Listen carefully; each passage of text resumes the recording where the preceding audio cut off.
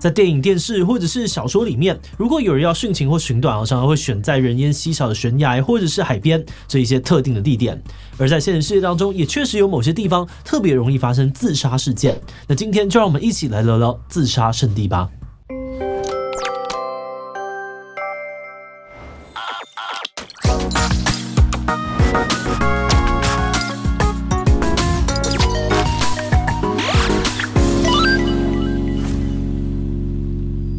嗨喽，大家好，我是志奇。恐怖跟灵异的题材让很多人又爱又怕，胆子比较大的人甚至还会去一些感觉很阴森的地方探险，试试自己的胆量。像是我们之前聊过的美国网红 Logan Paul， 他就曾经到日本的自杀森林里面拍 vlog， 还真的因此目睹到了自杀者的遗体。那虽然说呢 ，Logan Paul 的行为争议很大，影片很快就被下架了，但这支影片也让自杀圣地的议题浮上了台面，在当时掀起了一波讨论。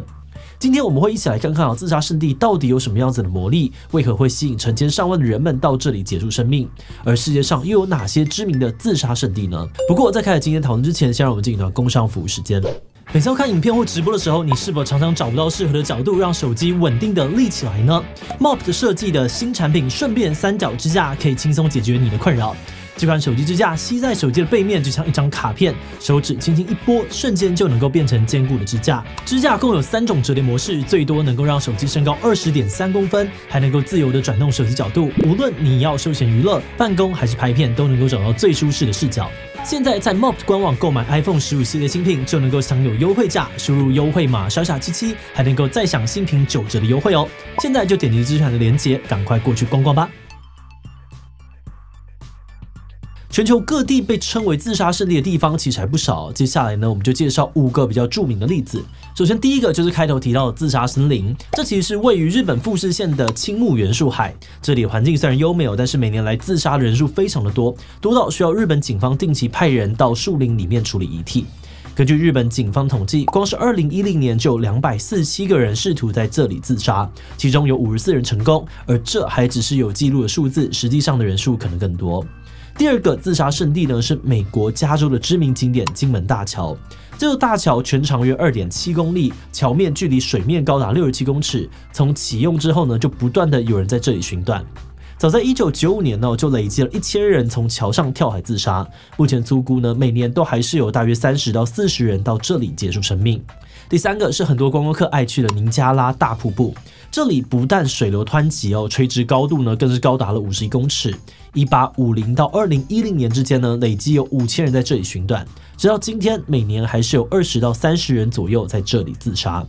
而再来第4个呢，是位于澳洲雪梨东郊的断魂谷。这是一座面向太平洋最高的高度达到30公尺的悬崖，从18世纪开始就成为了当地的自杀圣地。根据研究，2000到2016年之间呢，累计有120人在断魂谷跳崖自我了断。最后一个则是很多住在日本的人每天通勤不可或缺的铁路。根据日本国土交通省铁路局的统计，2005年到2014年的10年之间，全日本累计呢有6014起企图跳轨自杀事件，平均下来几乎每天都有人在跳轨。那以上说到的地点呢，有些是自然的景点，有些是人造建物，乍看之下好像没有什么关联。但自杀圣地之所以会变成自杀圣地，其实存在着一些共同点。首先，自杀圣地呢需要具备一些会致死的环境条件，像是高度够高啊、水深够深等等因素。除此之外呢，有些地方会变成自杀热点是因为曾经发生过不少真实的自杀事件；有些地方呢，则是因为传说啊、小说或是电影的渲染，才渐渐的成为大家心中的自杀圣地。举例来说，日本的自杀森林青木原树海呢，在传说当中是个连指南针都会失灵，进去之后就很难被找到的地方。在1960年代，日本作家松本清张就把青木原树海写进他的小说《波之塔》里面，作为书中女主角寻短的地点。而后来又有2部电影《树之海》以及《自杀森林》用青木原树海作为塑造恐怖气氛的背景。从此之后呢，自杀森林变成了青木原树海的代名词。但是从自杀者的角度来看呢，要特别跑去这些自杀圣地自杀，可能不是一个最容易的寻短方式。那他们为什么要这么做呢？自杀圣地对于一些想死的人来说，是一个成功几率很高的地方。一方面在自杀圣地呢，已经有很多成功的案例摆在眼前，少了很多不安跟不确定感。另外一方面，很多自杀的人其实不想要被家人看到自己离开的样子，或是说他们不想要带给别人麻烦，所以才选择比较偏僻、比较难被找到的地方自己结束生命。还有在自杀圣地寻短呢，还能够带给人们一种不孤单的感觉，尤其对于内心已经很绝望的人来说，知道这些地方曾经也有跟自己一样痛苦的人做出一样的决定，会让他们感觉到某种归属感。这心理上面的慰藉呢，都可能让有自杀念头的人愿意大费周章的前往自杀圣地结束生命。不过呢，现在的社会大众还有各国政府其实也注意到了自杀圣地的现象，并且采取各种措施，希望能够阻止憾事的发生。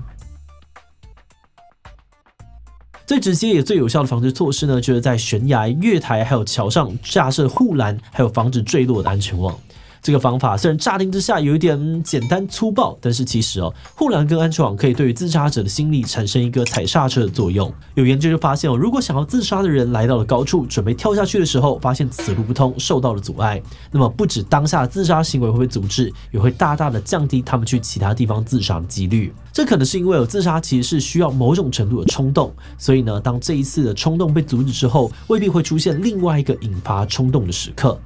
另外，很多的自杀圣地呢，也会出现各种的告示牌，对自杀者喊话，希望让他们回心转意。比如说呢，用亲情喊话，希望他们多想想自己的家人。甚至在日本自杀森林，还出现了很多的飞机杯被绑在树上，希望提醒人们活着还可以拥有很多的快乐。除此之外呢，世界各地也都出现了民众自发组成的自杀守门员跟巡逻队，希望劝退那些想寻短的人。澳洲就曾经有位断魂谷的天使唐里奇，他驻守在当地长达50多年呢，挽救了超过500人的生命，成为了自杀圣地的最后一道防线。但是在理想的状况之下呢，我们还是不希望有自杀念头的人们要等到站上了悬崖边才找到活下去的动力。那么，如果大家在日常生活当中出现低潮、活不下去的感觉时，可以怎么办呢？对于有些人来说，想死的念头可能只是一闪而过，但是也有些人呢是长期处在这样子的感觉里面。这个时候，专家就建议，如果你不确定自己的状况，可以用全国自杀防治中心所推广的心情温度计来评估自己情绪困扰的程度。那这样的连结呢，我们放在资讯栏哦，有需要的话可以点进去做做看哦。那如果做出来的结果是中度或者重度的情绪困扰，或者自杀想法在中等程度以上，可能就建议要寻求心理精神方面的专业协助。另外，如果发现自己最近的状况真的很差，可以试着先让身边信任的朋友了解自己的状况，也可以在手机里面存几个遇到紧急状况时可以求助的联络人，或是卫福部的24小时免付费专线1925依旧爱我。因为对于大部分人来说，其实很难预测自己什么时候会突然被负面情绪给淹没，提早做好准备，或许就能够避免自己一时冲动做出可能会后悔的事情。那最后，专家也在强调，会有自杀念头绝对不是因为自己很懦弱或者是性格偏差，很有可能是大脑生病了。如果呢能够接受协助治疗，都有好转的可能性。而越早发现自己的自杀念头，也比较有应变的时间。但是我们接下来呢要聊一下，如果是身边的人想要寻短的话，身为旁人我们又能怎么做呢？专家表示，如果一个人出现想死念头，是会有一些迹象的。举例来说呢，他可能会精神状况变差，不愿意出门，突然在社群网站上面写下告别的文字，又或者是呢开始把大量的个人物品送给亲朋好友等等。这些行为可能就要多多的关心，因为这都是一些警讯。另外，如果是长期处于忧郁的人，莫名变得心情很轻松，其实有可能他已经做了自杀的打算，才会觉得如释重负，出现了好转的假象。那面对这样子有寻短念头的人呢，台湾忧郁症防治协会就提醒身旁的人呢，可以一问2应3转介，也就是第一呢要积极的询问跟关心，第二要适当的回应陪伴，最后第三呢则是转介适当的资源，像是提供就医心理咨商的资讯给对方。那虽然当我们听到身边的人说自己不想活了的时候，可能一开始都会很惊慌不知所措，但是至少我们可以先不要带着批判的口吻向对方说教，也不要觉得他只是在讨拍，觉得忽略或者是言语刺激对方。我们能够做的或许是尽可能的陪伴，不带评价的倾听对方心里的话。那有的时候这就是身旁的人能够提供最好的帮助了。这一集虽然讲了很多关于自杀的话题但是要再一次强调的是，我们真的不是在鼓励任何的自杀行为。相反的是，希望借由这样子的讨论，让更多人可以了解到想死的念头是怎么回事，人为什么要去自杀圣地寻短，遇到低潮该怎么办。那以后如果自己或身边的人遇到类似的状况，也可能比较愿意对外求助。